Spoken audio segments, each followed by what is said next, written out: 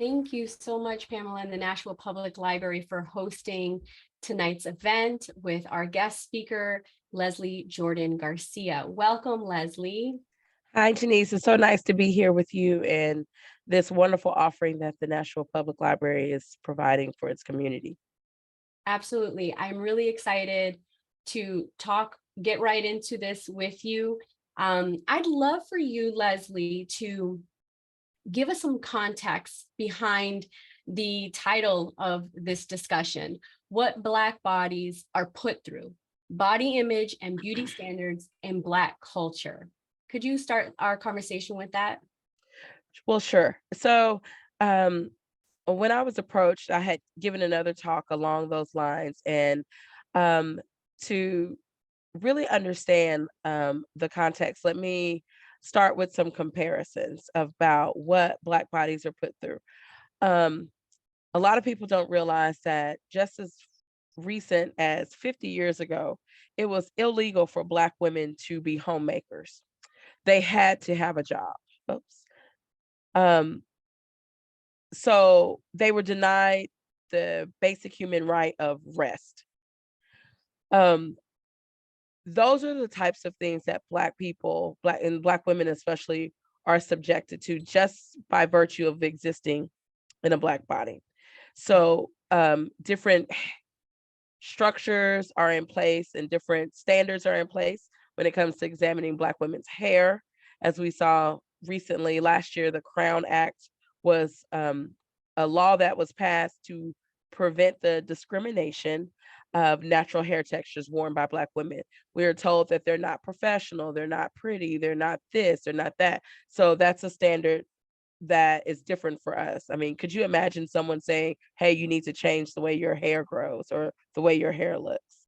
Mhm. Um, those are just a couple of the examples. And and to really take it deeper, looking at how the trauma that is forced upon these Black bodies, how it results. And for me in my profession, which is eating disorder recovery coaching and body image coaching. So I know that these are factors that increase the likelihood and occurrence of eating disorders, and particularly binge eating disorder. Right. So thank you for that great explanation to get us started here. I'd love to, and you mentioned this before when we were chatting to prepare, that Black women sit in the middle of two cultures. And so the way you've just introduced the context, can you explore a little bit more on what you mean by Black women sitting between two cultures and how that links to eating disorders and stigmas Oh, and imposing beauty standards and sure. how that expresses itself? Sure, most definitely. So there's the dominant culture, which currently in the United States is the dominant culture supports a white body supremacy. And by that, I just mean that the ideals that uphold the white body as superior are what our beauty standards are based on. Our beauty standards are based on this Nordic idea, this thin, tall, ideal, blonde hair, blue eyes, all the things that go with that beauty standard. Not to say that people who don't fit that standard aren't considered pretty. That's not what I'm saying. I'm Mhm. saying that that is the standard that gets the most privilege. So there's that dominant culture standard. And then there's the Black culture, and there's beauty standards within the Black culture that are in opposition to the dominant culture. And so Black women are juxtaposed. They're in the middle. They're either culturally pretty and maybe not mainstream pretty, or they're aspiring to be mainstream pretty, which means that they have to turn their back on what maybe their culture views as attractive. So that's why I say that Black women are being pulled between those two cultures. And how it relates to eating disorder development is, especially in a professional setting, Black women tend to restrict their foods to prevent weight gain, to prevent a larger stature, because we have a standard in this country, the BMI, which determines how much a person should weigh based on their height. The BMI is racist, it's based in eugenics, and it's actually designed to determine racial superiority. And in particular, the European aristocracy is what that standard was made to try to justify. Mhm. So a Black person of very little European descent is going to not measure up the same with a European-based standard. So there's that right there. So if you're already deemed to be heavier, then you're going to restrict your foods. And then often that restriction then fuels the period or the binge eating event where you consume a lot more food than you normally would had you ate more balanced or more calibrated foods just all through the day. And you're saying, if I hear you right, you're saying that the need to restrict comes from this pressure, the Yes, pressure of living and being in these two cultures and wanting to fit in the mold of, thinness, right? exactly. So that pressure um, is felt in terms of what clothes are available, ready to wear, what fashion you see, what the models wearing the fashion look like, who is purported to be like. We do things in our culture like most sexiest man or the most beautiful woman. We have these pageants. I mean, we just crowned another Miss Universe. So we have all these subliminal and not overt, but definitely covert ways to justify and to support what we want to see. And I say not covert, but some of them are blatantly covert. So we have all these things, and that causes pressure. And our human value is tied to that pressure or that outcome. So that's why the pressure builds up to the point where someone feels the need to restrict their food because they're not getting promotions, or they feel they won't get the promotion, or they won't get Mhm. the husband, or they won't get the job. That pressure because they don't look the part Yeah, is very much where that pressure comes from and why it drives that restriction. yeah. And I think it drives home the point that what you're saying too, it's not just about thinness, but even the way your natural hair is, right? Like this Yes. pressure to change your hair, to change, your how you express yourself so that you fit into this standard. And so when we talk about, beauty standards in Black culture, and then the Crown Act that was recently passed, you mentioned how that, I'm sure, empowered many professionals at work who felt pressure to change. It empowered them to, what do you think?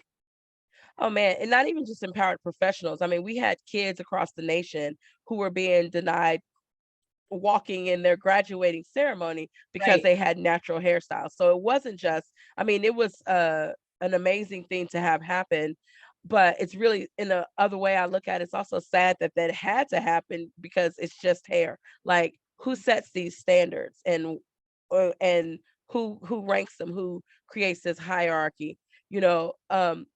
One of the things that I see in my work when we talk about beauty standards, you know, it's so sneaky and it starts so young. You know, we've seen some improvement in areas. I'll use the Disney princesses, for example. They have become more diverse in their representation. Just last year, I think there was a ballerina that would be considered a plus size or a larger body frame as one of the Disney characters. That was the main character. Mhm. So even just from size, from color, from hair texture, like you said, the dominant culture can exert that pressure because there's so many rewards and privileges tied to it. Yeah, absolutely. And, going a little further into like covert and overt pressures. So, I'd love to talk a little bit about some pressures from even like familial pressures and the way um, standards are, recycled in within a family, and then even what the media has their impact on continuing that cycle of pressure. So do you want to explore anything about that? Ooh, that's a lot. Um, so when we talk about familial, I can oh man. So like one of the things that goes with beauty standards, right? And just your appearance. So I wanted to just touch upon one thing you mentioned. So with this pressure, I wanted to just try to clarify that the reason why things like straightening hair or eating and try in an effort to control your body size becomes such a big deal is because those are part of your physical appearance that you can control, because no matter what you do, you're going to be black. Mm, So, you're trying to access proximity to the dominant culture. And so hair, clothes, and body size are how you can mitigate your black skin. Okay. okay. So that's why those are so prevalent, because that's the thing I can control. I can't control um, my racialized identity. I can control my hair.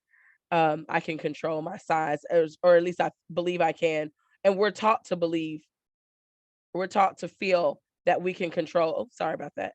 Mhm. We're taught to believe that we can control our size, and the more evidence comes out, it's really not as in our control as we are taught that it is.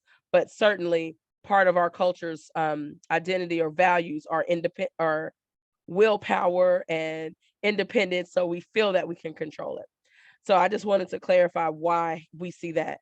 But generationally or within a family, you have colorism, which is another part of that beauty standard, trying to create offspring that are lighter and lighter, so that in the because dark skinned people have seen lighter skinned people who gain proximity to whiteness, proximity to the dominant culture by sheer virtue of a lighter skin color. So that becomes something desirable. And so we hear these things in black families. Don't marry someone darker with a darker complexion than you. Um, it's, if you can marry outside of your race to lighten your kids, that's preferable. Mhm. Um, those are not just in black families, in other cultures as well. And I see this comment from Amanda. I'm so sorry. I don't know what is going on with my video tonight.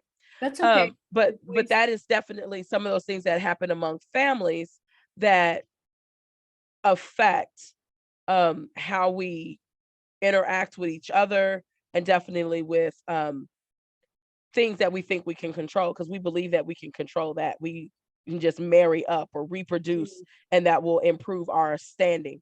Um, Mhm.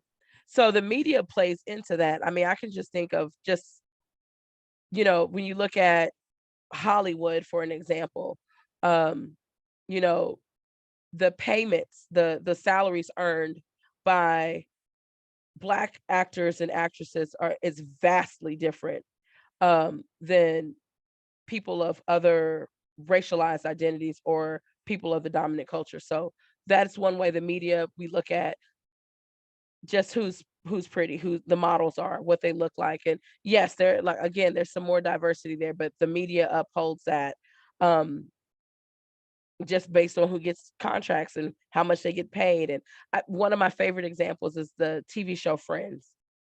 Mhm. Friends was super popular. Oh, it was this groundbreaking show about six friends in New York City that came out a whole year after living single, which was six friends in New York City. They just all happened to be Black. Right. Friends came out a whole year after that show. And it was by the same company. It was both produced at Warner Brothers.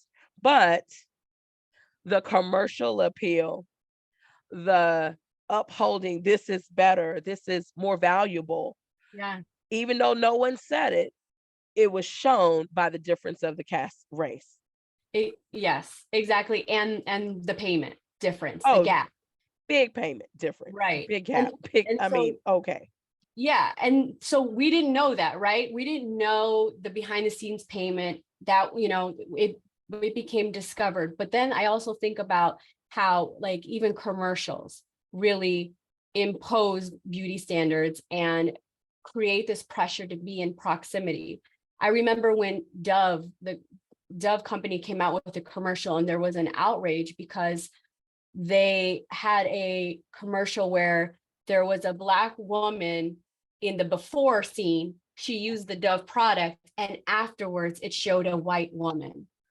Yes. And they had to apologize. But the point being is that those mistakes show clearly the pressure to be in proximity to what, into what you're saying. And if you have the privilege to be a member of the dominant culture, you're blind to a lot of times the struggles and the impact.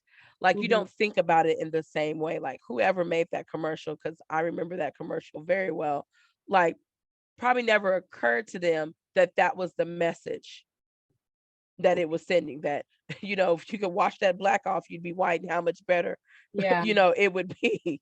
Mhm. Like I don't know if they really got that message, but other people did, and thankfully, I mean, they admitted and were able to be held accountable, and that's even rare. Like, I mean, that Yeah. companies will be held accountable for those types of mistakes. And I think when we talk about, of course, like the saying goes, you can't please everyone all of the time, but I think as we become more aware of the harm that is trickling down and happening at the hands of racialized identities, I think that that is where true change can happen, because I think the most majority of us don't believe that any one race is superior. We're all way more common than we are uncommon. It's just, but we're treated vastly different. And the structures that allow that are what, are going to have to change. And it's Right. not just a commercial, it's so much. Sure.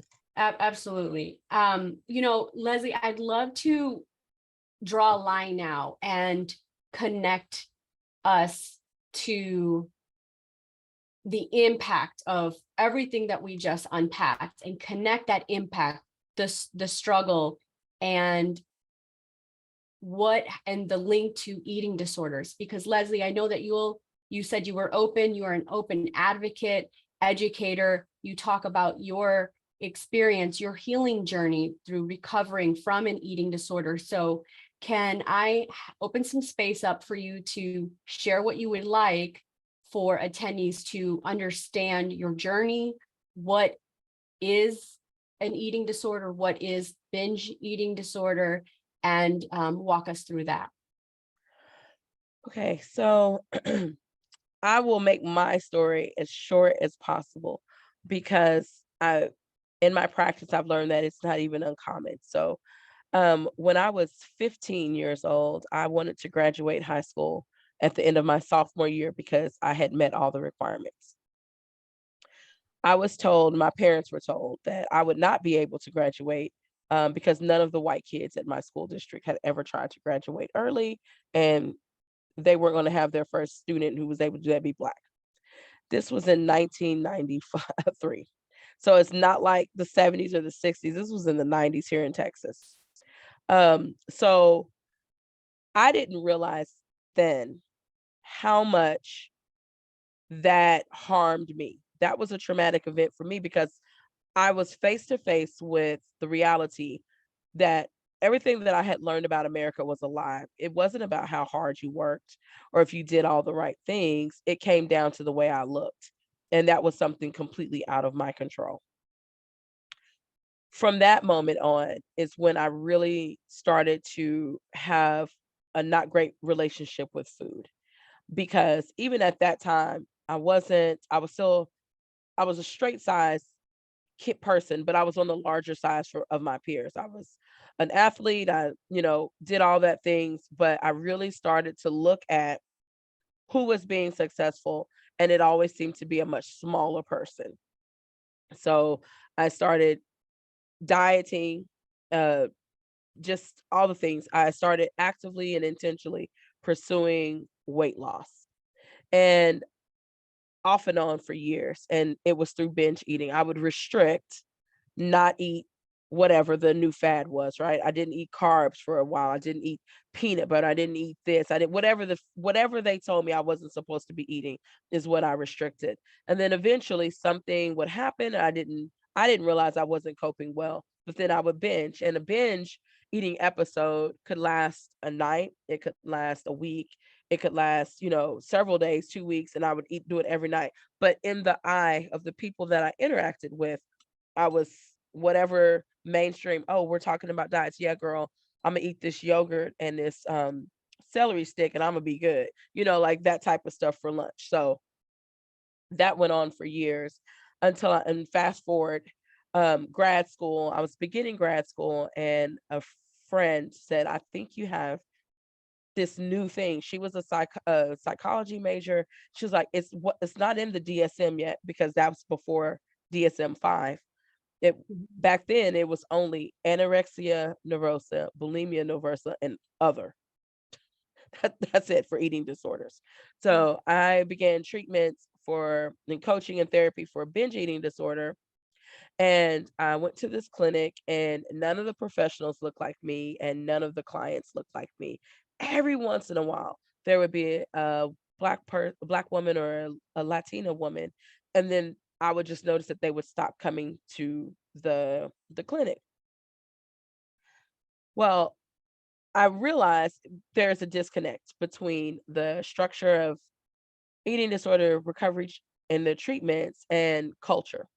So I realized now that I was just determined to get better. I had gotten to a point to where I was hopeless.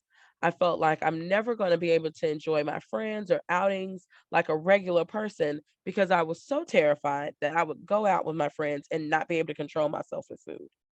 Or, I have these visions of just, I don't know, like something out of some kind of movie that I would just eat everything, like, I would just so I would not go. So I missed out on a lot of life. I missed out on a lot of living, um, as I was deep in my disorder. And so I wanted help bad, and I just got enough help to control that and have a better emotional response.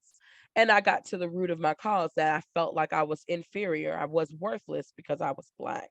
And once I was able to have that realization, then I started working with another group of couple other Black women, and we all just kind of became each other's coaches because that was something that was never going to change for us. We were still going to have to experience life as Black women. And so how are we gonna manage that and not continue to binge eat or, deal with this eating disorder? So that's a little bit about my journey and why it's important for me to be that open book and be able to discuss how my racialized identity really connected the dots for my eating disorder, like how I got to from point A to point B, and also how I got to C, how I got to recovery. So binge eating disorder is a disorder where you restrict and then you binge. It's as simple as it can. And now they say it's probably the most common eating disorder. Mhm. Now in 2023, there are several eating disorders besides the typical anorexia, the bulimia, binge eating disorders, there's orthorexia, people who can only eat things that they perceive to be healthy. They're constantly reading labels and they're and then there's others. There's pica. There's several. Mm. Um, but that's a little bit about my personal journey and what the binge eating disorder is. And it's different than, say, anorexia, which is undernourishment. And anybody of any size body can be an undernourisher.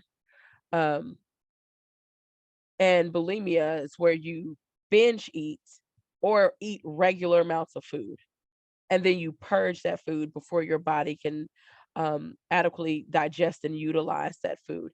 So it's a way to prevent your body from accessing all the calorie energy in that food. And that purging could be exercise, it could be through regurgitation or through laxatives. So there's a Mm. number of ways that you can, or a combination, just depends on that person's particular presentation. Leslie, thank you so much for sharing your story with us. I hope that for attendees, I know for myself, just hearing more about eating disorders, I think helps with breaking down any stigma that there might be around it, and also leaning into some learning and knowledge about this specific eating disorder type that you said is binge eating disorder is now in the DSM-5, which is all the diagnosable codes, right? Yes. And so, I know you said before it was even in the book, there were so many people who were experiencing this, but Yes. there wasn't a name for it. Yes. And also, because of that, there was an impact from insurance companies that wouldn't cover access to care. Is that right? Correct. Oh man. I mean, yes. For a long time, probably, yeah. So it takes a while to get things added to the DSM. It's not like they just pop up, and people had been lobbying and campaigning, doing studies, doing, cohorts and um, analytics for that for quite some time before it was finally added, I believe, in 2013. So yes, and definitely open the door for people who don't fit those other eating disorders. I mean, you're restricting and then you binge. Like, what is that? Like, it's used to be called compulsive overeating, but even then, that wasn't in the DSM. Mhm. It some people call it emotional eating, um, but that prevents it also from being fully diagnosed. Um, but it's a distinct eating and restriction pattern. Um, and it's triggered by stress. It can be triggered by a traumatic event. It could be, and the trauma that could trigger it varies from person to person. It could be like with me, race-based trauma. It could be physical or emotional trauma. It could be a death, a divorce. It could be having a baby. Like anything that that person can not adequately cope with can turn to that. And I think now, like as we are still in the pandemic, but coming out of it, so many people were left at home and the only thing they had to depend on was food. And so we saw a lot of disordered eating before it becomes an eating disorder. So we Mhm. see and a lot of the disordered eating we have in our society is totally normalized. Keto diet. No one should eat that much fat probably every day, but that's completely normal. Normalized. Giving up carbs is normalized in our culture Mhm. because those are ways to help you convince you that you need to control your body. Yeah. You said something that you said how everyone gets triggered in different ways. And for you, you said it was race-based trauma. And you also shared that because of that experience, you in it through your journey of healing, you realize that, gosh, it was the trauma that I had when you were 15. And I'd love to have you introduce like how your journey in recovery with binge eating disorder has led you to your healing work and transformative work, and how you can let us know what you're doing to help others who are experiencing eating disorders, or what you just said, um, you used a specific word, disordered eating, which is new to me. And so, like, if you want to review that again, I think that would be helpful too. Sure. Okay. Um, so my journey personally, so I didn't realize that my that situation had such the profound impact on me. I remember my parents were there and I just remember talking like, could you believe that? Like I felt affronted.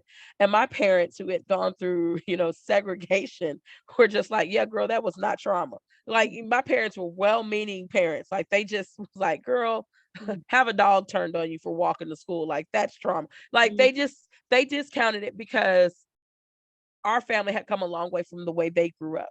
And that discounting also made me feel worthless. Like, dang, like they didn't even validate my feelings about it. So that was part of it for me. And, you know, part of my journey was getting over the fact that my parents didn't mean me any harm, but harm still happens even when it's not Mhm. the intention, right? It can still be the Mhm. result.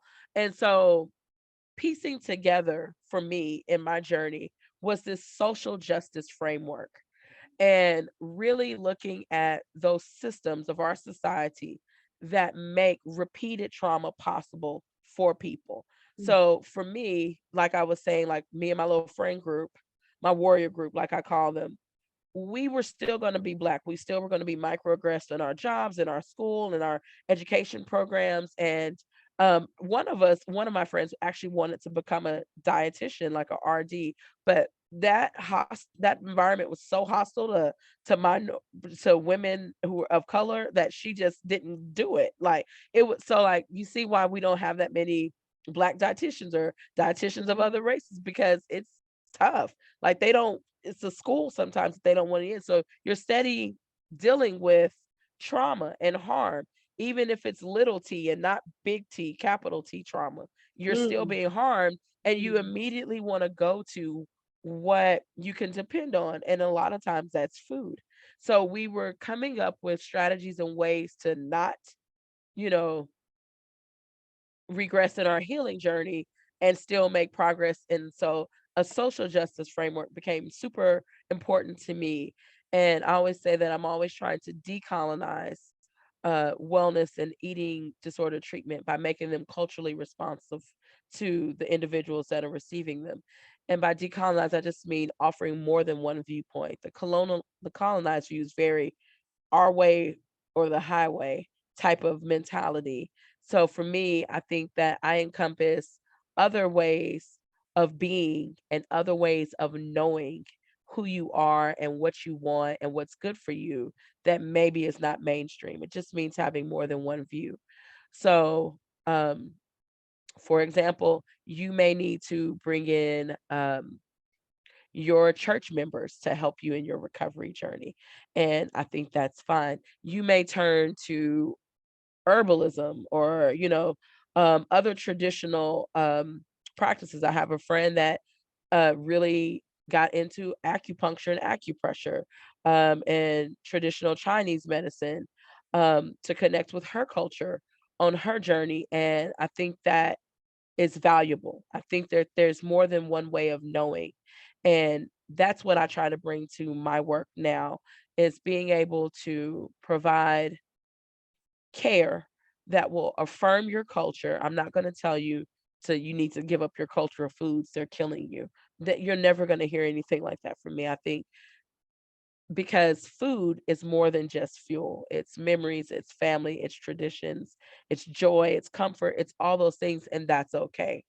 yeah. Also, I affirm your size. I'm not a recovery coach who tells you, but you need to lose weight or you need to gain weight.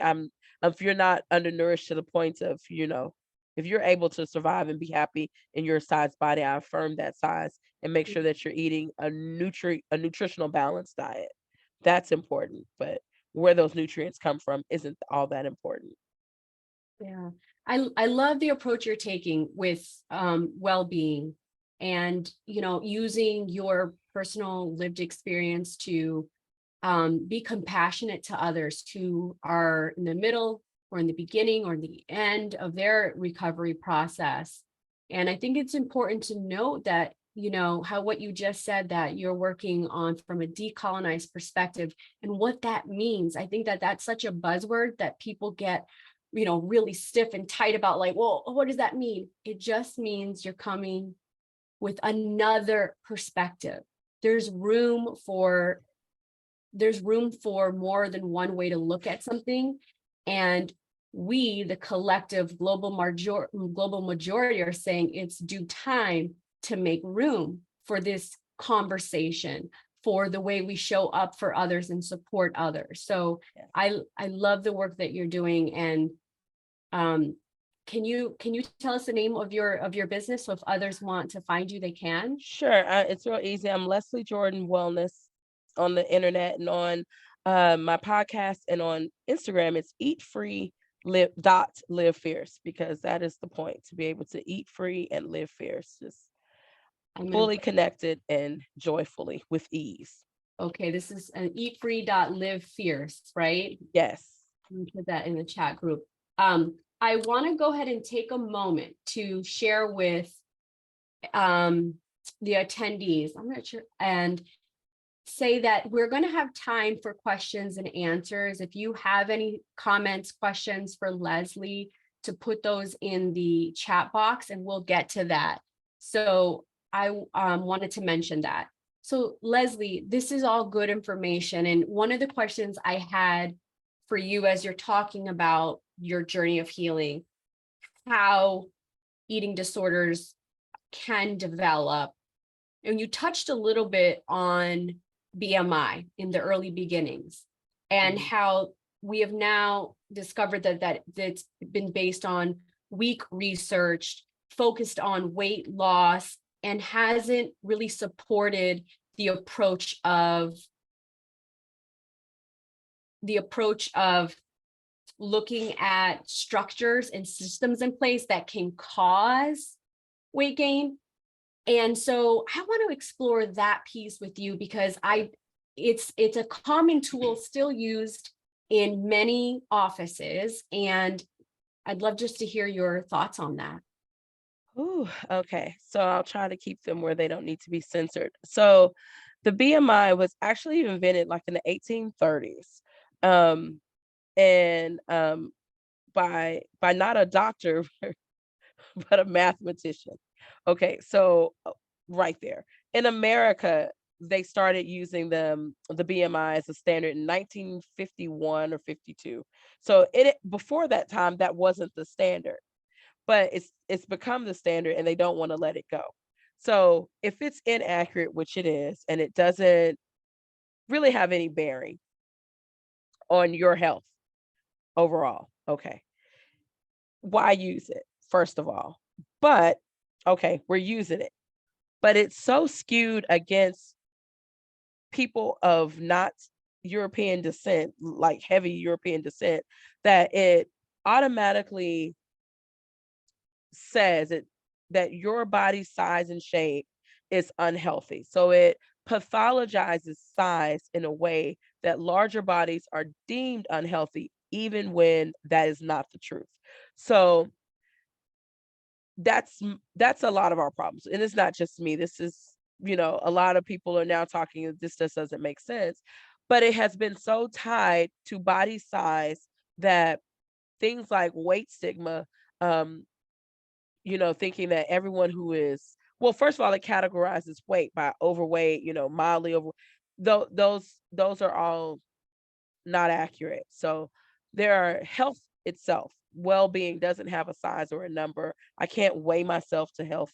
I can't, my waistline or waist circumference, like they like to say, is not accurate as an indicator of health or well-being. So there are so many other numbers that we can measure that make sense to measure, like A1C, like cholesterol, like blood pressure, right? Those are numbers that actually do indicate some things about how, strong your heart beats or how efficient it is, or, how clogged your arteries. Those are things that we should care about. Mm-hmm. So BMI has then further with the size, they have racialized size.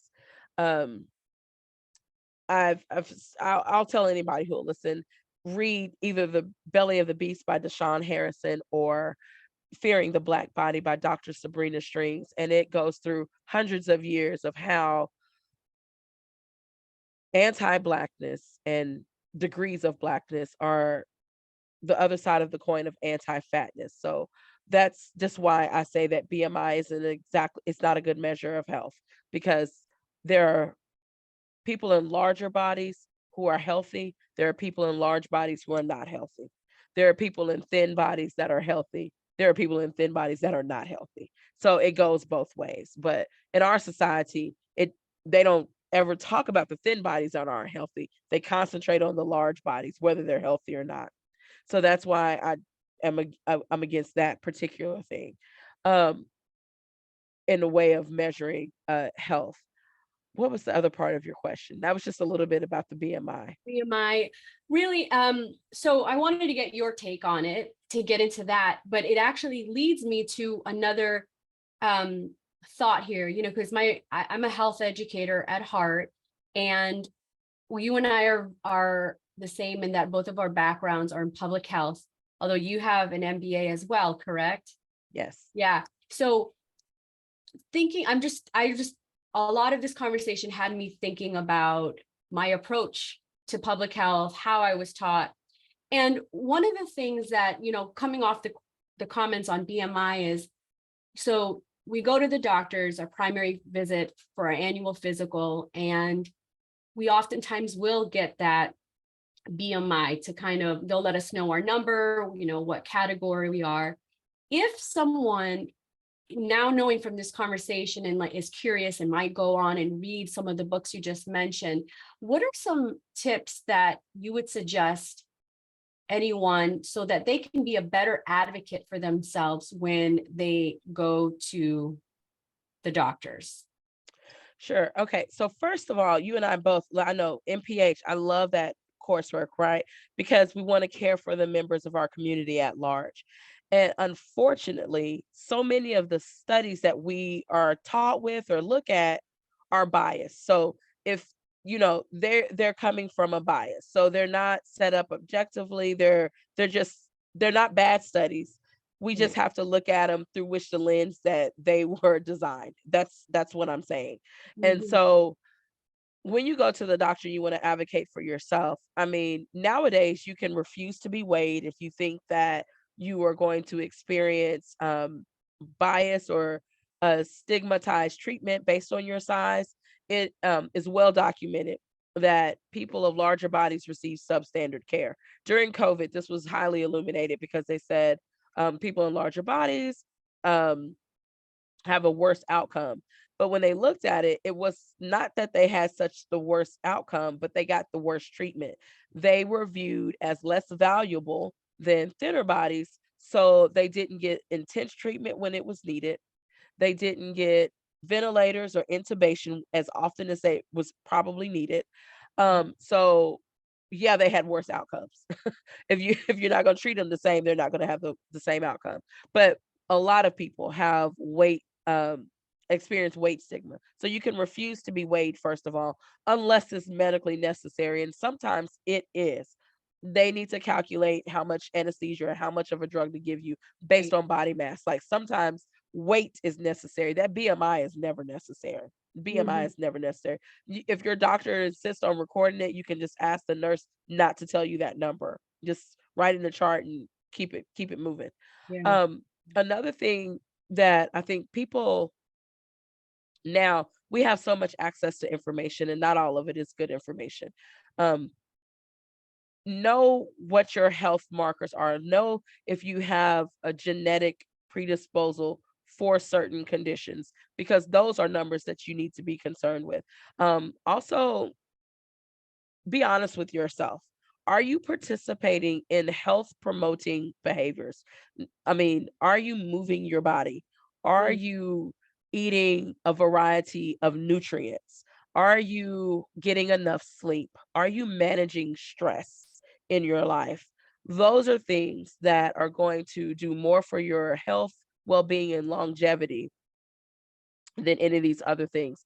Other studies have shown that steady weights, whether it's high or low, but maintaining basically the same weight across your lifespan is way more healthy for you in the long run than to lose weight and gain weight, to lose weight and gain weight. So weight cycling is dangerous. So that's another reason why pursuing active weight loss is tricky, because a recent study, I'll have to find the citation, just showed that most doctors don't ever give reliable weight loss information because there are so many other determinants: stress, sleep, genetics, uh, where you live, what foods you have access to, your income. There are so many other things that affect your body size, and very few of them are within your control. So, but health promoting behaviors, getting enough sleep, Yeah. managing stress, Yep. eating as diverse a diet or many nutrients as you can for Mhm. wherever you are in your income level. Those are things that you can do something about. Moving your body helps with a lot of those. Thank you, Leslie. That's such great information. I think it's important to share tips like that so that others feel encouraged that their primary care is there to support them, but it's a two-way street. You can communicate, you can let them know how you want to be treated. So Thank you for that. We have our first question that I want to go ahead and lead to because it's actually on topic of a question I had as well. The question says, given the recent new pediatric guidelines recommending drastic weight loss approaches for children and adolescents, can you share how you see anti-Blackness and anti-fatness affecting children and ways to help children deal with these biases? Okay, PhD. Um, okay, that's an excellent question. So Yeah, I what agree. man, okay. So what I think is because of anti-fatness and anti-Blackness, kids experience that early. Our PE standards in most public schools are set up to be anti-fatness. Um, so kids are already hearing this language. I used to teach elementary school. My fourth graders were already restricting food in fourth grade. Mhm. So anti-fatness, it's in our society.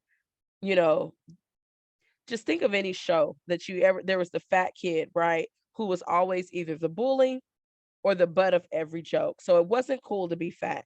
So that kids get that message. They get that message so early. So with these new guidelines by the AAP, what I see is some conversations. What I see is fat and black and other global majority parents literally being scared by their doctors about their child's weight. What I see is they're going to be disproportionately targeted because their BMI will automatically put them in a category to be targeted. Um, and the outcomes of these operations and the dieting are so bad that they're just going to create groups of a new generation of young people who are headed for eating disorders, weight cycling, or the very damaging gastric bypass or bariatric surgeries. And they're not being truthful about the outcomes of the bariatric surgeries, to be honest. They talk about the weight loss and, oh, I'm not diabetic anymore. But there's a 95% weight regain with the surgeries. Um, Other side effects include like lack of ability to absorb certain vitamins and minerals, early onset of certain autoimmune disorders, and the creation of autoimmune disorders when you weren't predisposed to them. So I think that we're going to see more Black children and more fat children be targeted for these surgeries. Um, Right. and they're not going to, I mean, but the AAP, just so you know, that those doctors who made these rules are paid, some of them are paid by Novo Nordisk, the company that provides the equipment that they use for bariatric surgery. So these aren't And just to be unbiased doctors. right, right. And just to be clear, that so recently, AAP, the American Association of Pediatrics, came out with new guidelines to treat childhood and adolescent obesity that said that as young as 2 years old, 2 years old. food restriction, pharmacology, medicine for weight loss, and surgery, they are making suggestions, recommendations for the treatment of obesity for this age group. And there's an alarm within the community, right? With people who work with, to advocate and who are working with people who are living with eating disorders, that there's going to be a great deal of harm, more harm. And you just pointed out specifically for the Black and brown communities. So one of the things, so of course, no one with eating disorder treatment, no doctors, no none of them were consulted when they came up with these guidelines.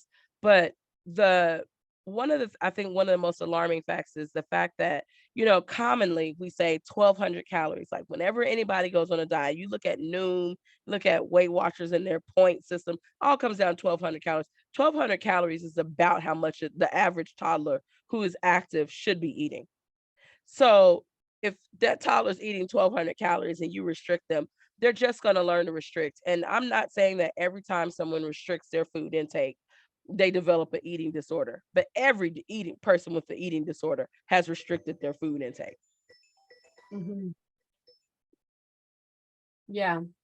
It's alarming. That's a great question. Thank you, Adriana, for that. And ways to help children deal with these biases is to, find your warrior support, like what you were saying, Leslie, those who you can lean on, and talk to about this. I think we have another question. Let me go over to this area. We have a question from Victoria that says, how can you regain or find your confidence as an overweight BIPOC woman when society is telling you otherwise? I'm the largest weight I've been, yet don't feel attractive. However, I know changing the scale won't fix it. Suggestions to find your groove?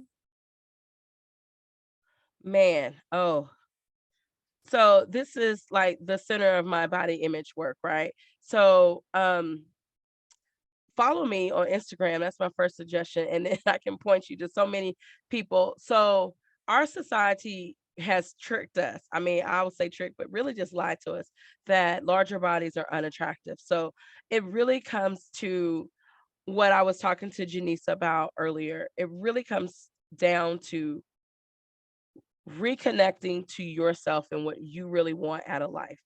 I'm not saying that all weight loss is bad. That's not what I'm saying. I'm saying that intentional weight loss usually doesn't work out. Doing some other things, really finding that joyful movement practice that you like, whether it's dancing or swimming or cycling or whatever, rolling on the floor, it could be anything, whatever you like to do, gardening, something that gets your body moving so that you can start to reconnect and appreciate what your body is doing for you on a daily basis. I think that's key. That movement will help you rest better.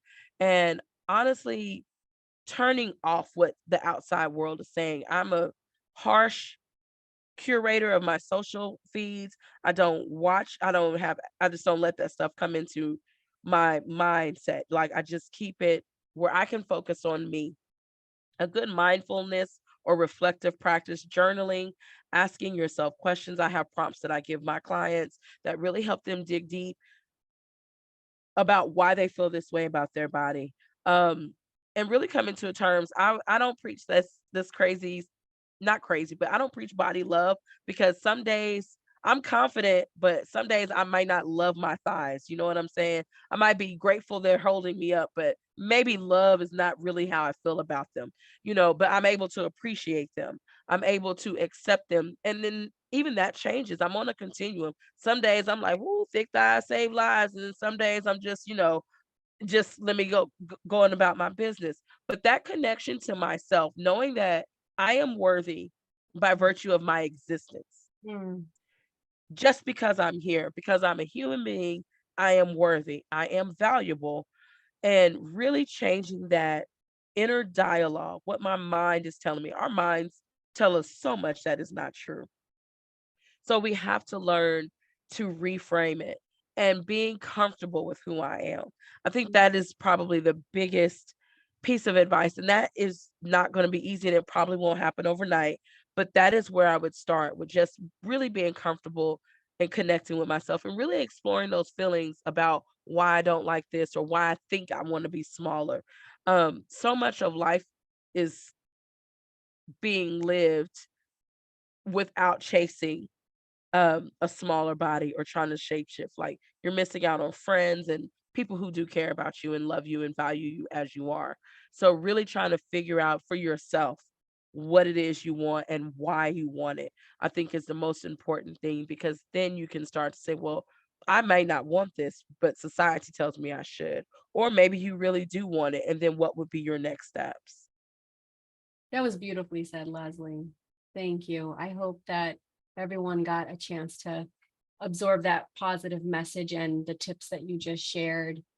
So thank you. We're reaching the last few minutes here. And so I want to, if anyone else wants to send in a question, please do that. And Leslie, while we wait, if there's anyone else who wants to write something in, I'd love to open the floor for any last thoughts or comments you'd love to share. I was just looking, Victoria was like, "Yes, living single." I wanted to just comment one a little bit deeper on the comment that Amanda had made in the chat when she was saying that proximity is what made her as a Latina think that she had to be more like them to be acceptable in society. And this is something I think that just happens so often with racialized identities. Um, and it keeps us from working together. It keeps us pitting at each other. Um, and that proximity whiteness is so appealing if that's what you're after. Look at better jobs, this and that, and it's really hard um, not to get sucked into you know flourishing in the society in which we live in. Um, but more and more people are like myself and Janice and really trying to change the structure of society in that everyone is treated with dignity, respect, and equity. And I think that that is really where we all want to be. And I just appreciate you sharing your thought about that. Yeah, thank you so much for going back to that comment, because it is true. And to me, it sounds like Amanda had said proximity is what made this Latina think that I Yeah, had to be more like them to be yeah, acceptable. So it sounds like you yourself, Amanda, are journeying through this and feeling like we got this. You can have your own standards. I have yes. one more question here. And here's one that says, you mentioned not restricting food, especially because it has a cultural connection. We know some of our ethnic foods are not healthy. So how do you help someone with making food changes without compromising the food we are used to eating? Yeah. So first of all, I don't know that our ethnic foods are not healthy. I think that healthy is subjective. I think that that's a word that you have to judge its value for yourself. So I think a lot of times, I live in Austin, Texas, so it's like the hipster capital of the South. So I look at it like this, like it's so funny, collard greens and ham hocks are killing black people, but the white people here in Austin line up for hours to go get collard greens and ham hocks and barbecue, but they're not dying. Why is that? It's not the food. I promise you it's not the food. It's the thought process around the food. Are there alternative ways to cook some of the things that we really, really love? I think so.